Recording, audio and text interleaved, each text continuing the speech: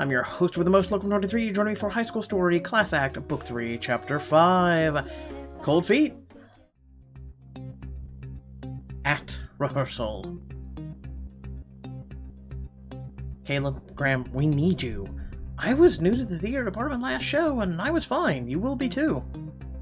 Easy for you to say. You've been acting your whole life. I still don't know stage left from real life left. And I'm not good enough to beat out Statton's tag. Not even close. That's quitters talk. Everything will come together as long as we try. Exactly. Remember,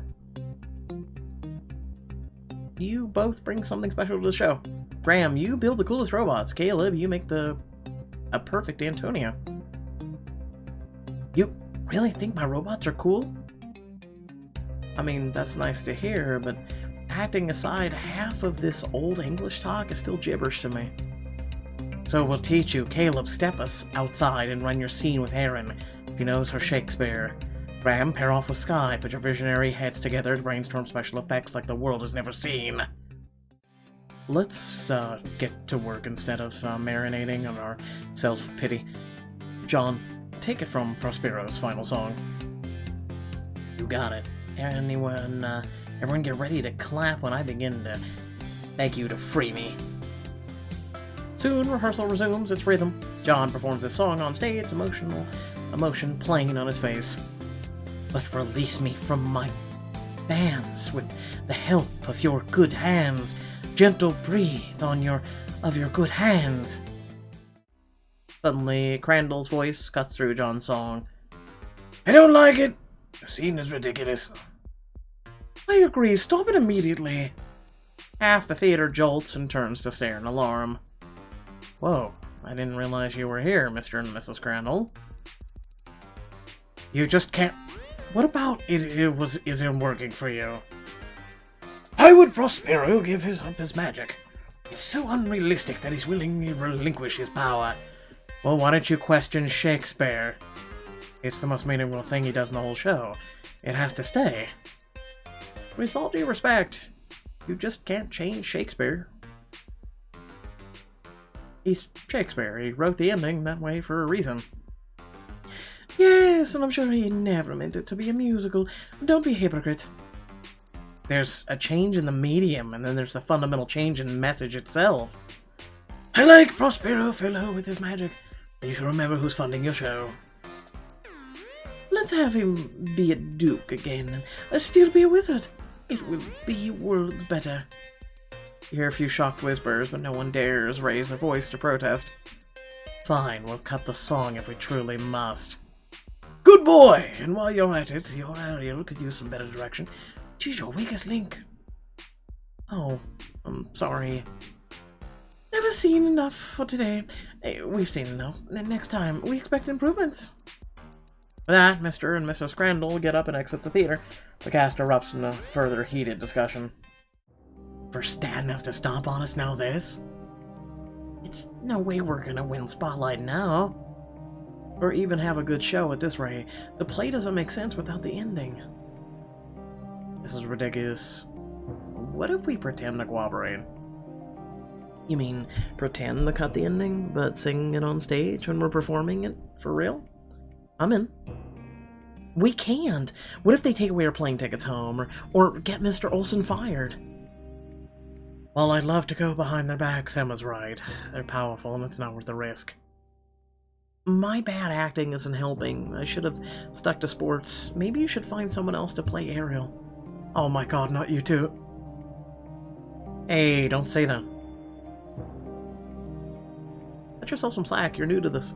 Mr. Crandall has no idea what he's saying. He's cruel to everyone. Billy's right, you were cast for a reason. No one's a seasoned pro at the beginning of a rehearsal process. I don't think I'll get better, though. I'm hopeless. Casey, what part of Ariel do you feel like you're struggling with? All of it? For starters, she's an ancient spirit. I'm a human being.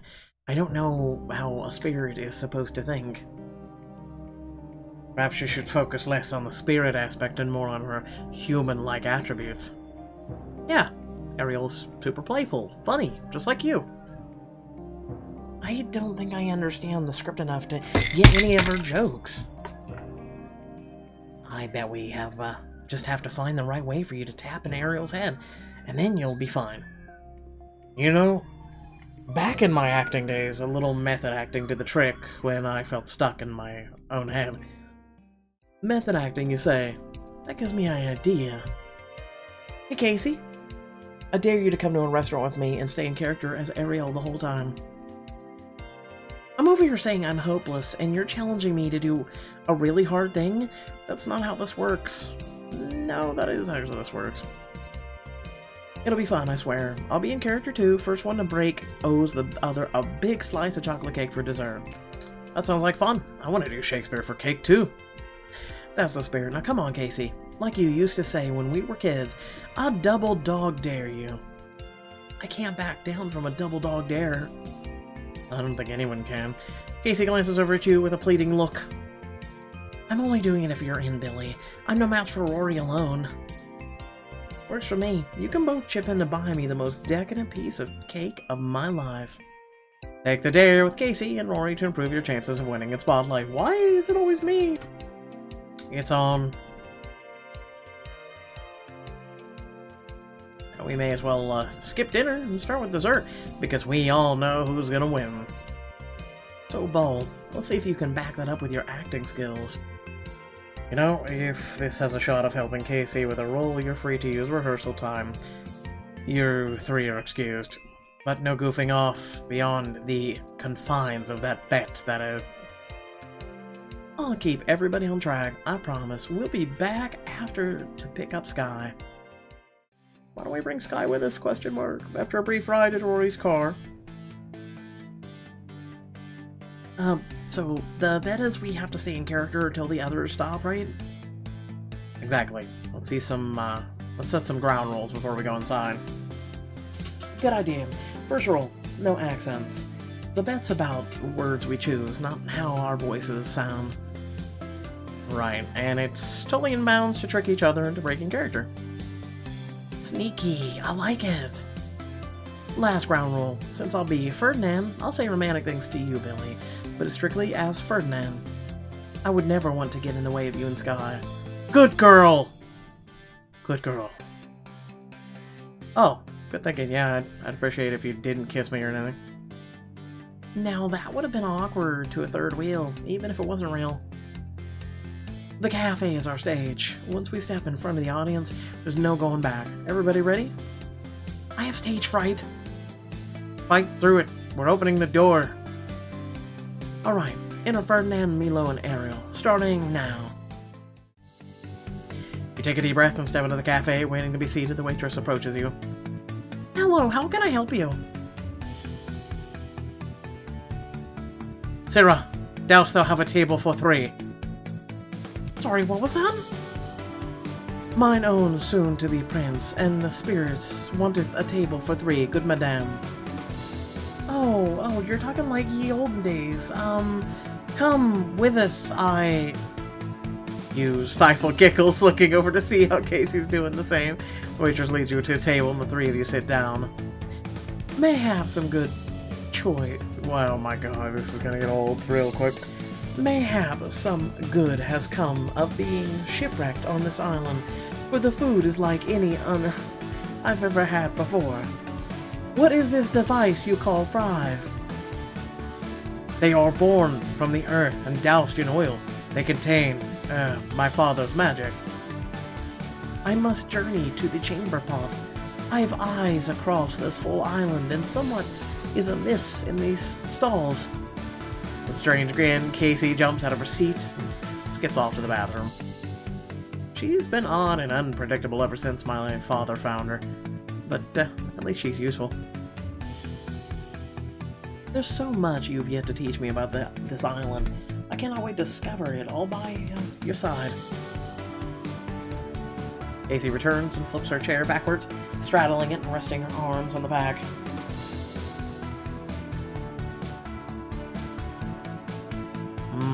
Oh, mischievous spirit. What didst thou find in the bathroom? Well, to deter lost travelers, I took all the toilet paper rolls and turned them into inconvenient direction. I thought Prospero might be proud enough to release me from my servitude. My father does detest strangers, but we should be careful, for we use that bathroom too. The waitress comes over to take your orders, giving you all an odd yet amused look. What can I get you, kids? I say, I have never seen such an array of food, having been raised on an island. Oh, you mean like Hawaii? I thought they all had all kinds of food there. We've feasted, but never in such a bounty.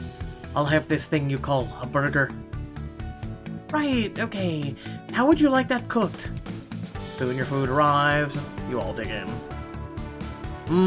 Tis like music upon my tongue. Your words of happiness are true symphony to my ears. I'm not sure I should allow you two to dine together, lest Prospero be angered. Mayhap, but I'd rather brave that tyrant's fury than suffer a moment without my beloved.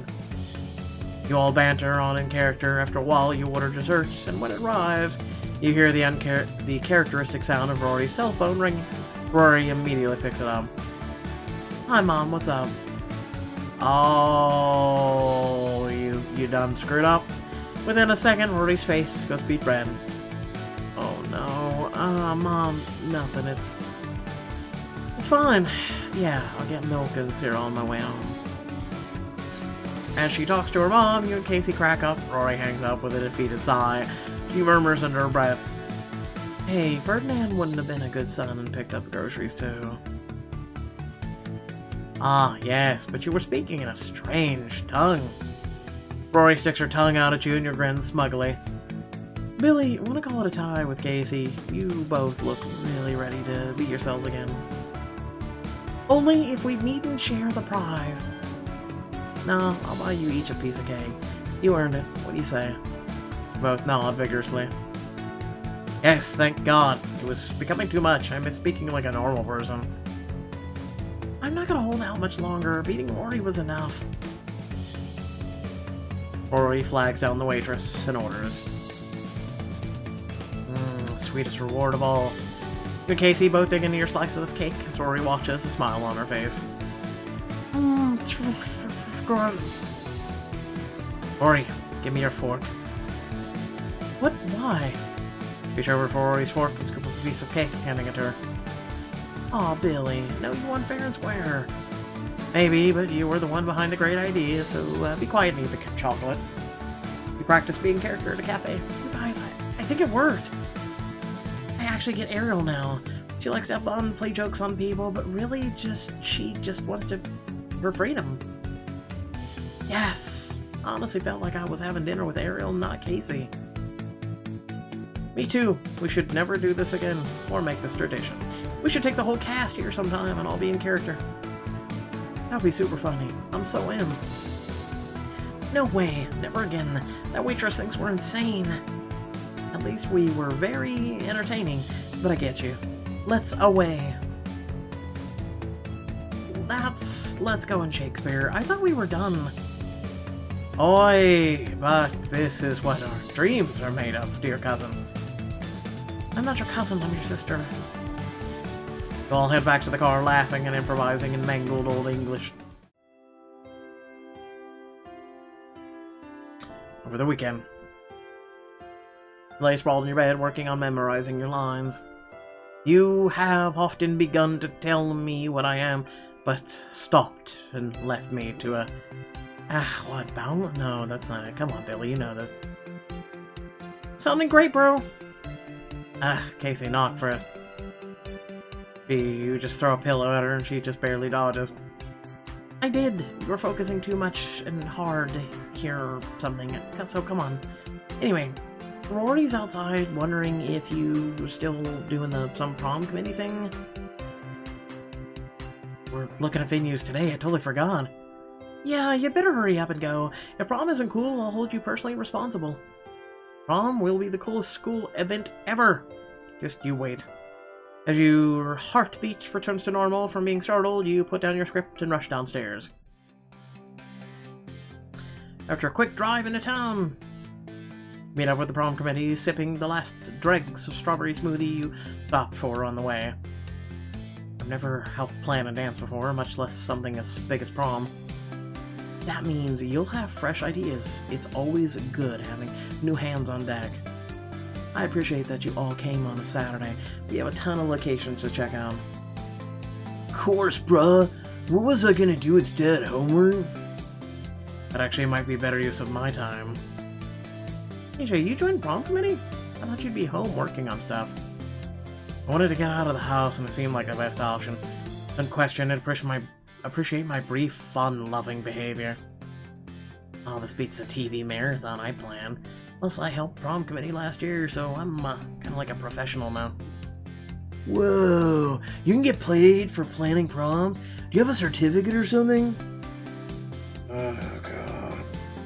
Not literally professional. I print out the list of location suggestions. The first one is a couple blocks away. Let's get started. After a short walk, you find yourself in a cowboy bar. Okay, interesting suggestion. Prom here will be lit. Instead of the electric slide, we can square dance. Are we even allowed to have prom in here? Because we're not 21. I bet it wouldn't be a real bar during prom. But Billy, I want your honest opinion on having prom here. Prom at a cowboy bar? Who suggested this again? Don't look at me, you know I have taste. My cousin who dropped out of college works here, and I thought it'd be a dope spot for a prom.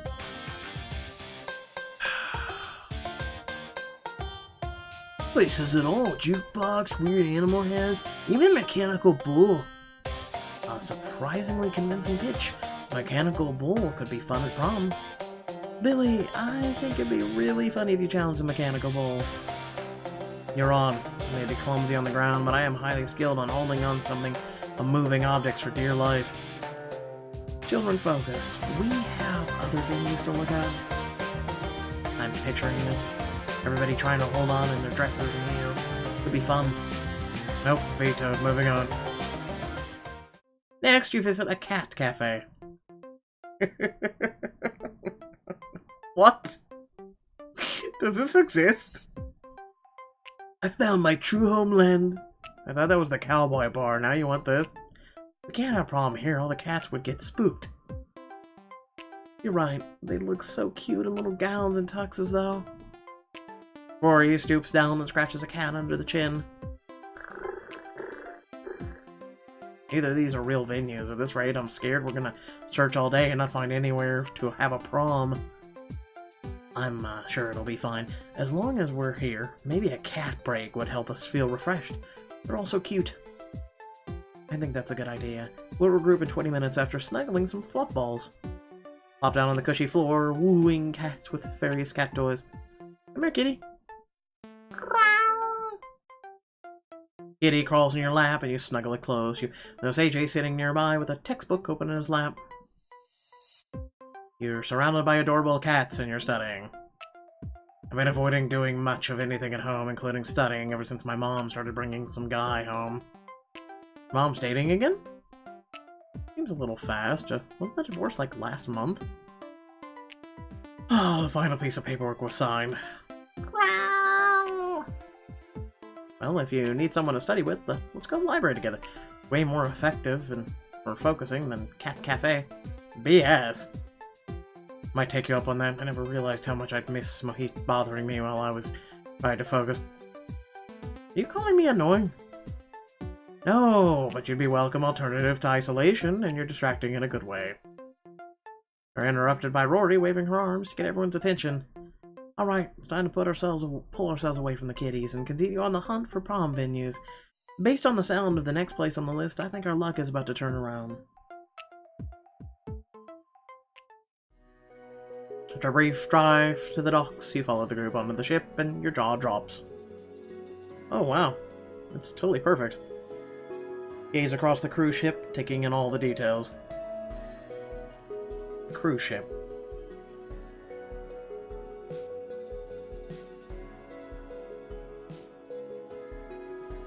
Well, we almost had prom on a boat last year. Now's our chance. It appears we saved the best for last. It's unique, aesthetically pleasing, and sea has a history of romanticism. I get to cannonball in the actual ocean.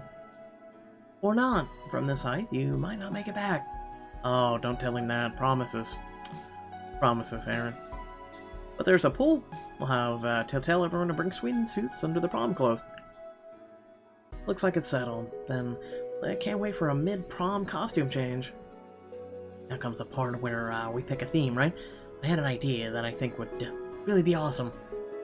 Imagine UFOs and shimmering intergalactic decorations under the blanket of the starry sky. Get ready for outer space prom! Huh, I was actually thinking we should play up the romance of the prom with mysterious twists, like a dark masquerade kind of thing. Very Phantom of the Opera. Deep rich colors, masks, maybe a chandelier. We could also go classic with something simple and tasteful. Those all sound hella cool. Till now I thought prom was the theme. Billy, what do you think we should do? These are all pretty divided. I don't want to decide, but let me think. You screw your eyes shut, imagining the possible themes in your mind. Select a theme to preview. Infinite Galaxy.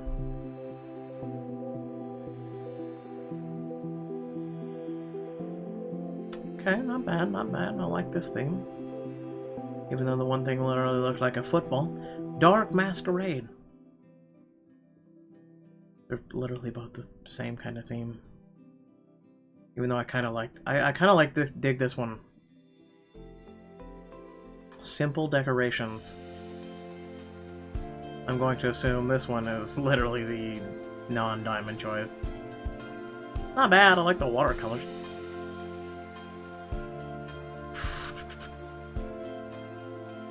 Let me look at Infinite Galaxy one more time.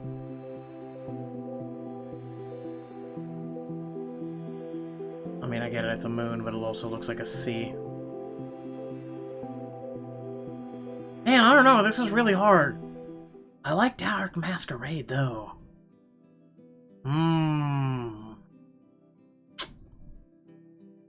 Okay. I think I'm done. I think we should go with... Okay, so they're both 15. I'm about to think about this one, hold on. Okay, I've thought about it.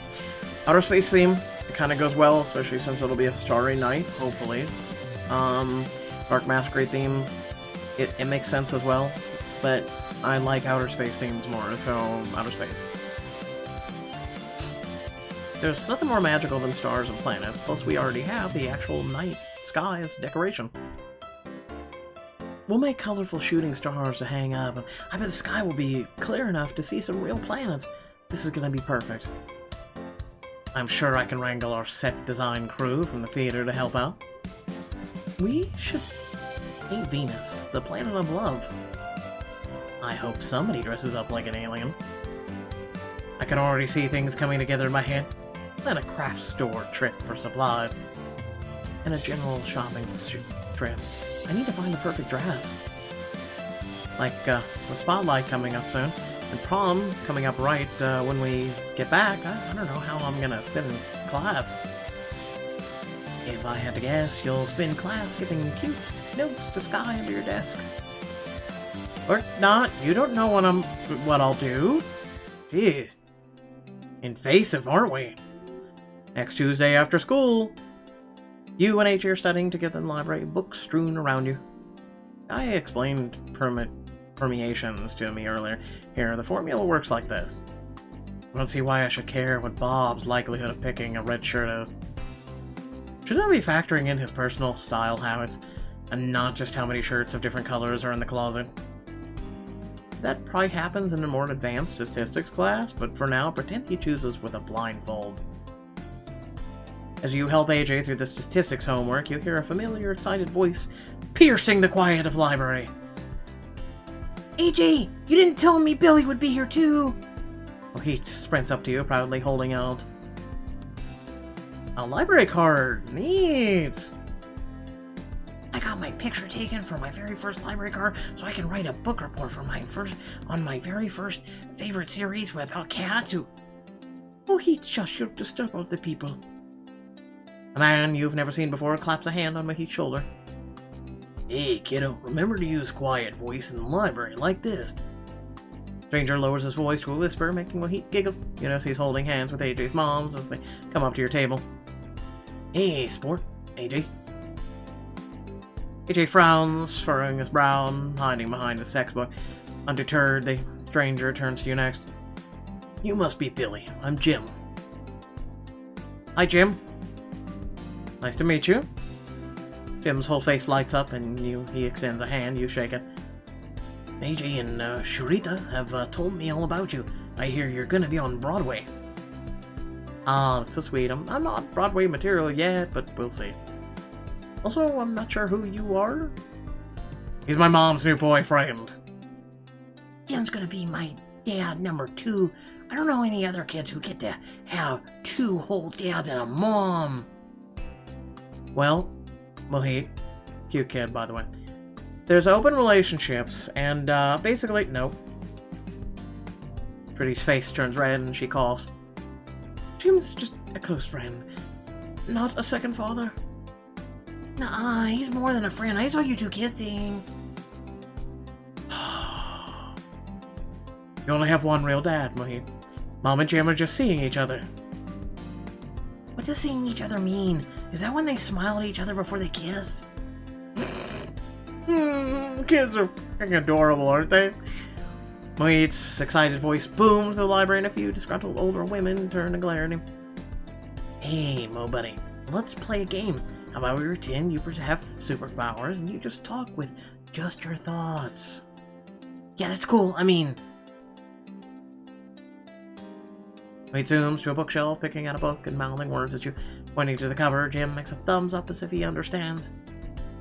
I don't know. I didn't know you helped my brother with his school projects now. It's no trouble, and I love spending time with a little man.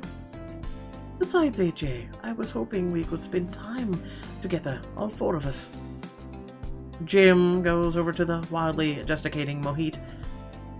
Okay. Stooping down near beside him to ask about the book in a whisper. Shariti follows. Once they're out of earshot, AJ turns to you. Can't stand that guy. I'm counting down the days until my mother breaks up with him. He and my mom met in a grocery store. That's the most banal love story I'll have ever heard. It's clearly a rebound. Well, what's wrong with him? Everything! What's wrong with him? Everything! He's so boring. His name is boring, his shoes are boring, his job is boring. Besides, he's way too nice. Nobody's that nice unless they're hiding something. Wow, AJ. Wow. You are judgmental. I mean, that's really nothing new, but really. So he's nice and boring. Would you rather have a mom dating some thrilling biker named Blaze? What? Of course not, but Jim wears terrible shirts and I just don't like it. While AJ fumes, Jim wanders back with Mohit hanging onto his hand. Trudy follows, holding Jim's other hand. So, sport? My name is AJ. AJ, you haven't spent much time with Jim yet, and I'd like to change that. Jim and I want to take you and your brother glow-in-the-dark bowling, so you have time to bond. Oh, Billy has to come too. I want to bowl with Billy. Oh, God, having you there would make it bearable. AJ casts you a pleading, please save me, look. Join the band of Harries for glow-in-the-dark bowling and learn more about AJ's life post-divorce. Please save me. Please. Come with us. I haven't been bowling in forever. I hope I just won't roll a bunch of gutter balls and embarrass myself. I'm sure you'll do fine. Besides, I'll be probably the one rolling gutter balls. I want to roll a gutter ball too. No, you don't. No, you don't, Mahid. See, we're alike. After a short drive in Shuri's SUV, you all enter the bowling alley with Mohit running ahead. You take in the glowing neon lights and sounds of clattering pins. Whoa, haven't been here since Casey and I had our joint birthday here when we turned 8. I still remember how she dunked her face in the pizza like it was a cake. She would do that, wouldn't she? I wanna put pizza on my face. Oh, look, boy. There are so many colors. My favorite's the green. No, wait, the blue. Lita's little eyes grow wide as the dinner plates takes in the sights of the bowling alley. Mo, you're a genius. I'll go grab a pizza for everybody, but no dunking your face in it. Pizza, pizza, pizza. Only one slice, dear. That's great. I am really competitive at bowling, so watch out. I wish my dad would take me bowling and pizza. AJ gives you a withering look and then resumes glaring at Jim. AJ lowers his voice. Yes, I wish my dad would do that too. He should be here instead of him.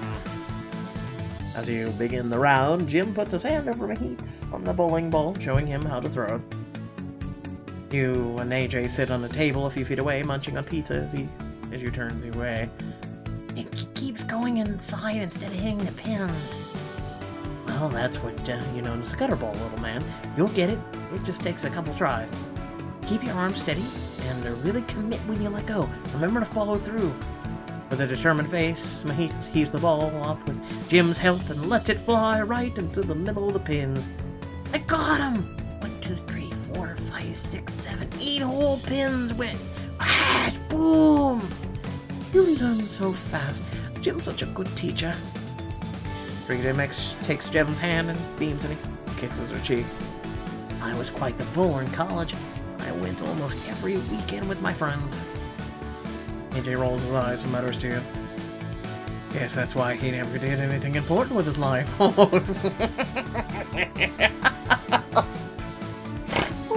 gosh. That's harsh. That's incredibly funny and yet harsh. That's a little harsh. Maybe you should give him a chance. No way, my mom brought him into my life. I never said I was okay with it. Sure, but it's not like he's going anywhere. Made up my mind already, I don't like him and that's that. And strike! All of Jim's pins clatter to the ground on his turn. Shrubby applauds. All of my men are so talented. AJ, you're up. AJ stalks the lane, his bowling ball gripped so tight his knuckles are white. Ugh! Throws the ball too hard and the ball goes off course, slamming into the gutter. Oh no. That's AJ. He never learned how. Why, I could teach you how Jim teach me. I think I know how to bowl. Thank you. Looks like it's my turn now. You heft a bowling ball in your hands and make your way to the lane. You know I've never bowled. Throw the ball. Why would I give him the ball? Screw him. You heave the ball forward, it glides down the lane and knocks down 5 pins. Billy, you could do bowling on TV. I don't think they have bowling on TV, but if they did, I'm inclined to agree. No, they actually did, at one point. Looks like it's my turn. It's about time I show you all how it's done. Oh, go mama. After Shariti run knocks all of us out of the park, I'll treat everyone to milkshakes next door. All this bowling has me parched and in desperate need of sugar. AJ sullenly whispers in your ear. He's too friendly. Makes it hard to completely despise him. That's the point. After you finish the round, you all go next door for a milkshake break. Trudy and Jim take Mohit to play arcade games in the corner, leaving you and AJ to sip your milkshakes. I don't get why you're so upset. We were all having so much fun back there. Jim is a good guy. Jerry seems nice, but maybe he's preying on my mom's vulnerability after divorce. Either way, it's weird watching him sit at a table where my dad sat until recently. Oh, AJ. I don't blame you. Okay, so I've been there. You know, I never really had a father figure. Except, I never really was okay with my mom dating the men she dated, because the men she dated were complete and utter idiots, except for one. He was really intelligent, and I just got a good vibe with him. But my mom screwed it all up, and only cared about a complete and utter Yeah, we'll move on.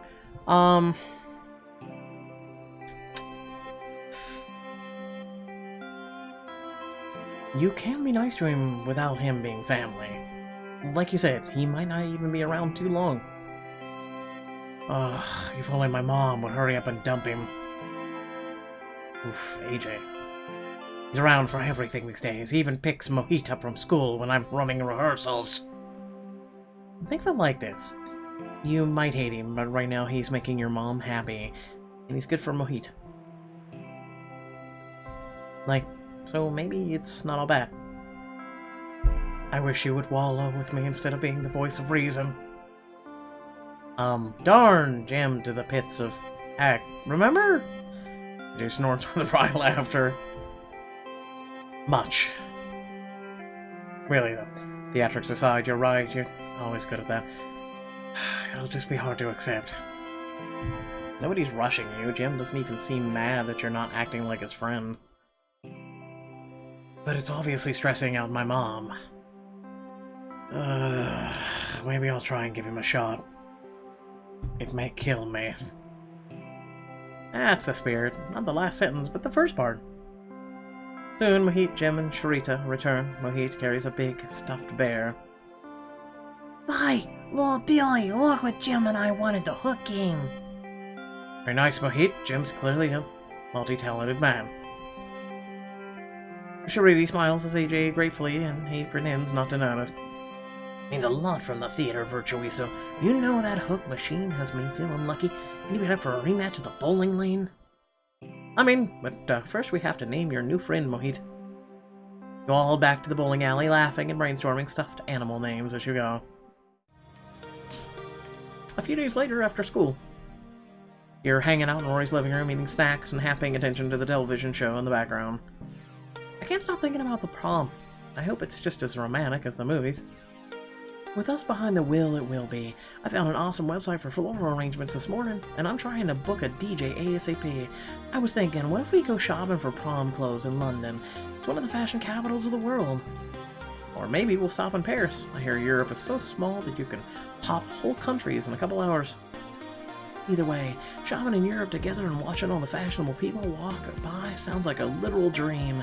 As long as Mr. and Mrs. Crandall don't zap the fun out of everything. As Rory finishes her sentence, her dad walks in and plops on the couch with the two of you. Oh, hi, Dad. Hey, kids, I was upstairs getting started on the old tax. Not fun. What are you two up to? Hi, Mr. Silva. We're talking about the prom. Ah, remember high school prom? I tried asking out your mother with a homemade cupcake, but I tripped and smeared all over her sweater. Of course, she eventually forgave me. Wouldn't be the first time you've done wrong, my mom. Alarmed by Rory's tone, Martin shoots you both a confused look. Is something wrong? She's kind of tense in here all of a sudden. No, forget it. I see. Well, looks like my teenager's being a teenager. Mr. Silva's cell phone pings with a text message, and he glances down, angling the screen away from you. I just remember I gotta pick something up at the hardware store. I'll leave you kids to it.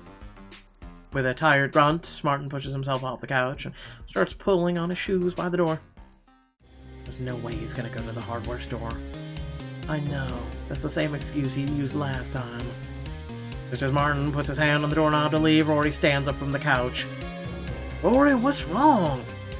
Stop pretending everything's normal, Dad. I know what you did. Ruh-roh. Next time on High School Story, with the evidence stacked against him, will Rory's dad admit the truth? Something tells me he's not cheating on her. I'm just saying, I don't think he's cheating on her. Without further ado, thank you all for watching. Please remember to like, share, and subscribe. Head down the description below, links to social media, Discord, and a few links to support me and my content.